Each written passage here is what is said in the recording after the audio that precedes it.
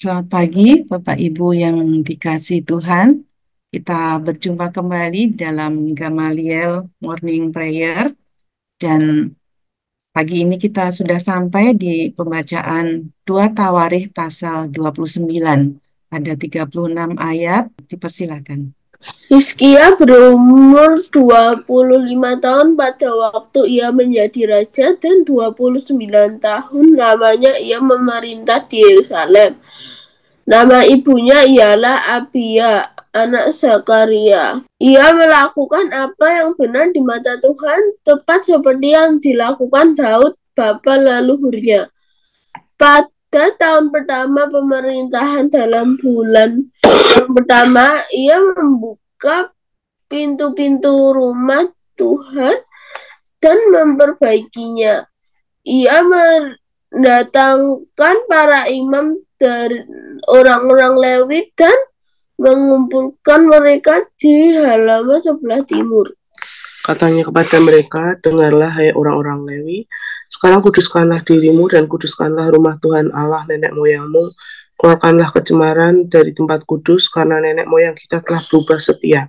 Mereka melakukan apa yang jahat di mata Tuhan Allah kita, telah meninggalkannya. Mereka telah memalingkan muka dari kediaman Tuhan dan membelakanginya. Bahkan mereka menutup pintu-pintu balai rumah Tuhan dan memadamkan segala pelita. Mereka tidak membakar korban ukupan dan tidak mempersembahkan korban bakaran bagi Allah orang Israel di tempat kudus. Sehingga murka Tuhan menimpa Yehuda dan Yerusalem. Ia membuat mereka menjadi kengerian, kedahsyatan, dan sasaran suitan seperti yang kamu lihat dengan matamu sendiri. Karena hal itulah nenek moyang kita tewas oleh pedang, dan anak-anak lelaki dan anak-anak perempuan kita beserta istri-istri kita menjadi tawanan. Sekarang aku bermaksud mengikat perjanjian dengan Tuhan Allah Israel, supaya murkanya yang menyala-nyala itu undur daripada kita. Anak-anakku, sekarang janganlah kamu lengah, karena kamu telah dipilih Tuhan untuk berdiri di hadapannya, untuk melayani Dia, untuk menyelenggarakan kebaktian dan membakar korban baginya. Lalu bangunlah orang-orang Lewi itu, yakni dari Bani Kehat, Mahat bin Amasai, dan Yoel bin Azaria, dari Bani Merari, Kis bin Abdi, dan Azaria bin Yehalelel, dari orang Gerson, Yoah bin Zima, dan Eden bin Yoah. Dari Bani Elisafan, Simri dan Yehiel. Dari Bani Asaf, Zakaria dan Matanya. Dari Bani Heman, Yehiel dan Simei. Dan dari Bani Yedutun, Semaya dan Usiel. Mereka mengumpulkan saudara-saudaranya dan menguduskan dirinya. Kemudian mereka datang menurut perintah raja sesuai dengan firman Tuhan, lalu mentahirkan rumah Tuhan. Sesudah itu masuklah para imam ke bagian dalam rumah Tuhan untuk mentahirkannya. Semua yang najis yang didapati mereka di dalam bait Tuhan dibawa ke pelataran rumah Tuhan. Orang-orang Lewi menerimanya untuk diangkut keluar ke lembah Kidron. Pekerjaan menguduskan itu dimulai pada tanggal 1 bulan yang pertama. Pada hari ke-8 bulan itu, mereka sampai ke balai rumah Tuhan dan menguduskan seluruh rumah Tuhan dalam 8 hari. Mereka selesai pada hari ke-16 bulan pertama. Lalu masuklah mereka menghadap Raja Hizkia dan berkata, kami telah mentahirkan seluruh rumah Tuhan, juga mezbah korban bakaran dengan segala perkakasnya, dan meja roti sajian dengan segala perkakasnya. Dan segala perkakas yang dibuang Raja Ahaz ketika ia berubah setia pada masa pemerintahannya, telah kami sediakan dan kami kuduskan.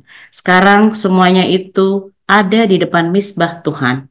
Maka pagi-pagi Raja Hizkia mengumpulkan pemimpin-pemimpin kota dan pergi ke rumah Tuhan.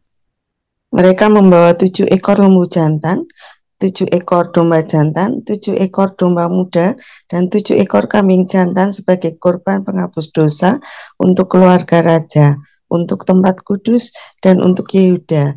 Ia memerintahkan anak-anak Harun, yakni para imam, untuk mempersembahkannya di atas mezbah Tuhan. Lalu mereka menyembelih lembu-lembu itu, para imam menerima darahnya dan menyiramkannya pada mezbah. Kemudian mereka menyembelih domba-domba jantan dan menyiramkan darahnya pada mezbah. Sesudah itu mereka menyembelih domba-domba muda dan menyiramkan darahnya pada mezbah. Selanjutnya mereka membawa kambing-kambing jantan yang akan menjadi korban penghapus dosa ke hadapan raja dan jemaah. Mereka meletakkannya tangannya ke atas kambing itu, dan para imam menyembelihnya dan mempersembahkan darahnya di atas mezbah sebagai korban penghapus dosa untuk mengadakan pendamaian bagi seluruh Israel, sebab raja telah memerintahkan untuk mempersembahkan korban bakaran dan korban penghapus dosa itu bagi seluruh Israel. Ia menempatkan orang-orang Lewi di rumah Tuhan dengan ceracap, gambus, dan kecapi sesuai dengan perintah Daud dan Gad, pelihat raja, dan Nabi Nathan, karena dari Tuhanlah perintah itu dengan perantaraan nabi-nabinya. Maka berdirilah orang-orang Lewi dengan alat-alat musik Daud, demikian pula para imam dengan nafiri. Lalu Hizkia memerintahkan untuk mempersembahkan korban bakaran di atas mezbah. Pada saat persembahan korban bakaran mulailah pula dinyanyikan nyanyian bagi Tuhan dan dibunyikan nafiri dengan iringan alat-alat musik Daud Raja Israel. Seluruh jemaat sujud menyembah sementara nyanyian dinyanyikan dan nafiri dibunyikan. Semuanya itu berlangsung sampai korban bakaran habis terbakar. Sehabis korban bakaran dipersembahkan, raja dan semua orang yang hadir bersama-sama dia berlutut dan sujud menyembah. Lalu Raja Hizkia dan para pemimpin memerintahkan orang-orang Lewi menyanyikan puji-pujian untuk Tuhan dengan kata-kata Daud dan Asaf pelihat itu. Maka mereka menyanyikan puji-pujian dengan sukaria, lalu berlutut dan sujud menyembah. Kemudian berbicaralah Hizkia, "Sekarang kamu telah mentapiskan dirimu untuk Tuhan. Mendekatlah dan bawalah korban-korban sembelihan dan korban-korban syukur ke rumah Tuhan." Lalu jemaah membawa korban-korban sembelihan dan korban-korban puji-pujian. Setiap orang yang rela hati membawa juga korban-korban bakaran. Jumlah korban bakaran yang dibawa jemaah ialah lembu 70 ekor, domba jantan 100 ekor, dan domba muda 200 ekor. Semuanya sebagai korban bakaran bagi Tuhan.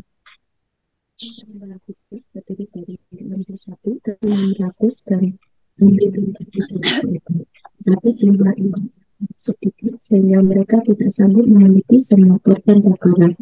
Oleh sebab itu, saudara-saudara mereka orang-orang Lewi membantu mereka sampai pekerjaan itu selesai dan sampai para imam menyetiskan dirinya. Sebab orang-orang itu tidak sungguh-sungguh menyetiskan dirinya daripada imam. Nabi korban bakaran itu banyak dengan segala lemak, keselamatan dan segala korban curahan pada korban bakaran itu. Demikianlah ibadah di rumah Tuhan ditetapkan kembali. Hizkia dan seluruh rakyat bersuka cita akan apa yang telah ditetapkan Allah bagi bangsa itu, karena hal itu terjadi dengan tak disangka-sangka. Amin. Terima kasih Bapak Ibu yang sudah membacakannya. Ya, kitab 2 Tawarikh paralel dengan kitab 1 dan 2 Raja-Raja ya, di mana di kitab Tawarikh ini mengabaikan raja-raja di kerajaan Israel Utara. Kenapa? Karena ibadah di kerajaan Israel Utara itu adalah ibadah yang palsu dan mereka tidak mau mengakui Yerusalem, bait Allahnya ada di Yerusalem.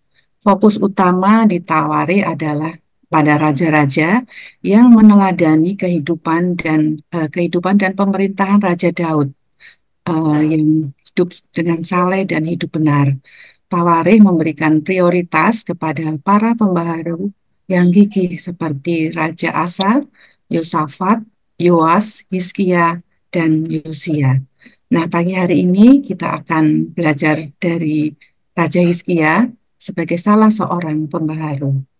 Di pasal 29 ini dibagi dalam 2 bagian, yaitu di ayat 1 dan 2 berisi penilaian tentang Hizkia, dan selanjutnya ayat 3-36 berisi pembaharuan yang dilakukan oleh Hizkia.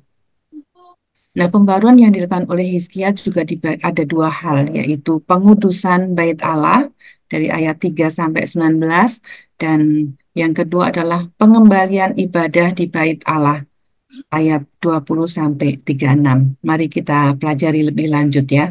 Di ayat 1 dikatakan bahwa Hizkia menjadi raja pada usia 25 tahun, suatu usia yang masih cukup muda, dan dia memerintah sebagai raja di Yerusalem selama 29 tahun. Nama ibunya tadi disebutkan adalah Abia, anak dari Zakaria. Dan di ayat 2 dikatakan bahwa Hizkia melakukan apa yang benar di mata Tuhan, tepat seperti Daud bapa leluhurnya. Nah, apa yang dilakukan oleh Hizkia sehingga ia dikatakan melakukan apa yang benar di mata Tuhan? Yang pertama, Hizkia melakukan pembaruan berupa pengudusan bait Allah. Ini bisa kita baca dari ayat 3 sampai 19. Di ayat 3 mengatakan bahwa di tahun pertama, pada bulan yang pertama, Hizkia membuka pintu-pintu rumah Tuhan dan memperbaikinya. Dia tidak menunda-nunda waktu, begitu dia diangkat menjadi raja, maka hal yang pertama yang dia lakukan adalah memperbaiki rumah Tuhan yang waktu itu dalam keadaan rusak. Dia menempatkan perbaikan rumah Allah sebagai hal yang pertama dan yang terutama. Selanjutnya dia mendatangkan para imam dan orang-orang Lewi dan memberikan perintah agar mereka menguduskan diri dan menguduskan bait Allah dengan cara mengeluarkan segala kecemaran dari tempat kudus di ayat 4 sampai 5. Hizkia juga menyadari bahwa nenek moyang mereka telah berbuat dosa kepada Allah. Mereka tidak setia, mereka melakukan apa yang jahat di mata Tuhan. Mereka telah meninggalkan Tuhan dan memalingkan mukanya dari kediaman Tuhan.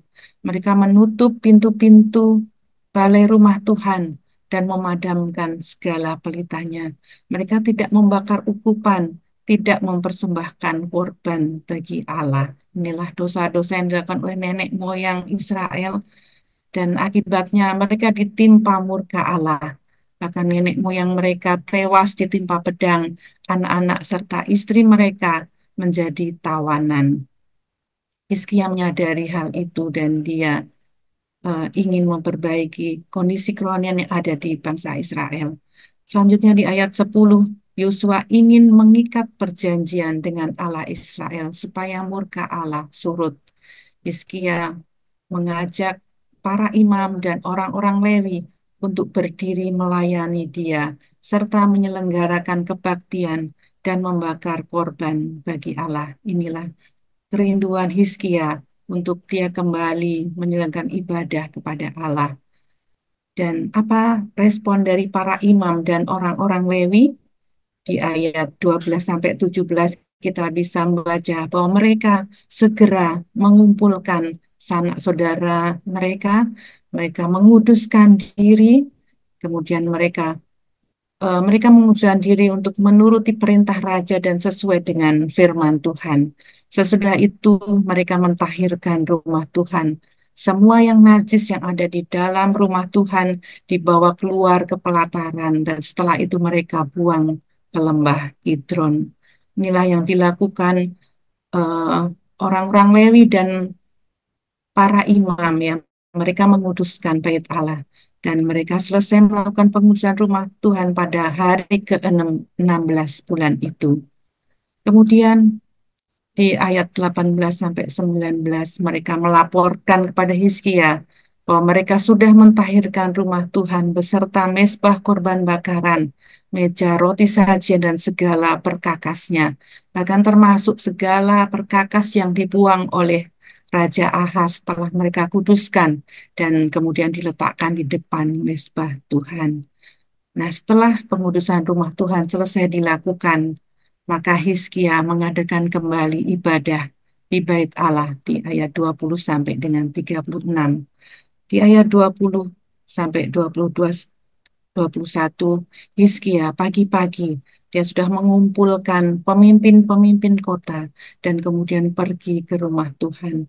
Mereka membawa korban penghapus dosa untuk keluarga raja, untuk tempat kudus dan untuk seluruh Yehuda. Korban penghapus dosa yang mereka bawa berupa lembu jantan, domba jantan, domba muda dan juga kambing jantan masing-masing sebanyak 7 ekor. Kemudian di ayat 24, para imam menyembelih dan mempersembahkan darahnya di atas mezbah sebagai korban penghapus dosa untuk mengadakan pendamaian bagi seluruh Israel. Di ayat 27, pada saat persembahan korban dimulai, maka mereka mulai menyanyikan nyanyian bagi Tuhan dengan diiringi oleh alat-alat musik yang dipakai oleh Daud pada zaman itu. Mereka, seluruh jemaat, sujud menyembah, sementara nyanyian dinyanyikan dan nafiri dibunyikan sampai korban bakaran itu habis terbakar. Dan setelah itu raja dan semua yang hadir berlutut dan sujud menyembah. Mereka menyanyikan puji-pujian dengan penuh sukacita. Saya membayangkan ibadah itu tentu diliputi dengan rasa syukur, rasa penuh haru oleh seluruh jemaat karena mereka sudah lama tidak melakukan ibadah. Dan saat itu tentunya mereka sangat bersukacita karena boleh kembali menyelenggarakan ibadah di rumah Tuhan. Dan setelah itu mereka juga membawa korban sembelihan dan juga korban syukur sesuai dengan kerelaan hati mereka. Jumlah korban bakaran dan juga korban persembahan khusus yang dibawa oleh umat Israel begitu banyak, sehingga dikatakan orang-orang Lewi harus membantu para imam sampai selesai. Dan jumlah korban yang dicatat yang dibawa adalah lembu 70 ekor, domba jantan 100 ekor, dan domba muda 200 ekor. Dan persembahan kudus terdiri dari lembu sapi 600 ekor, dan kambing domba 3.000 ekor. Hizkia dan seluruh rakyat bersukacita karena ibadah kepada Allah sudah ditetapkan kembali. Puji Tuhan. Dan apa yang bisa kita pelajari dari ayat 29 ini, dari pasal 29 ini kita bisa mengambil amanat teksnya, bahwa Hizkia membawa pembaruan di Israel dengan mengajak umatnya menguduskan diri dan menguduskan bait Allah, serta beribadah kembali di bait Allah. Dan yang kedua, Allah memberikan sukacita yang besar kepada umatnya yang beribadah kepadanya dengan sungguh-sungguh. Aplikasi bagi kita saat ini adalah, apakah saya dan saudara sudah membawa keluarga dan orang-orang yang kita pimpin untuk hidup kudus dan beribadah kepada Allah dengan setia? Dan yang kedua, apakah saya dan saudara sudah mengalami sukacita yang besar dari Tuhan ketika kita beribadah kepadanya dengan sungguh-sungguh? Kiranya firman Tuhan pagi ini boleh menjadi berkat bagi kita semua. Amin. Ya, terima kasih Uli. Saudara terkasih, mari kita merespon firman Tuhan. Kita membawa keluarga semua saudara-saudara kita untuk beribadah. Ini hatiku menyembah. Ini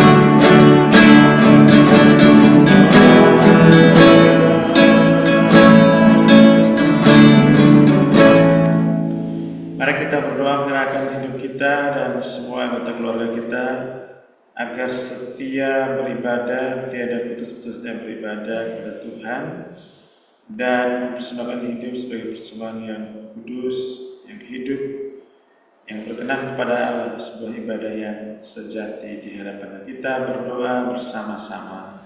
Bapa dalam surga, kami datang pada menyerahkan hidup-kehidupan hamba-Mu, kami semuanya sekeluarga, kami menyerahkan anak-anak semua kami. Mari ya Roh Kudus tolong kami, tolong jamaah semua anak kami, semua anggota keluarga, agar setia beribadah, memuji dan memuliakan dan belajar firman. Roh Kudus yang menolong kita yang berkati, kami memuji dan memuliakan nama-Mu. Di dalam nama Yesus Tuhan kami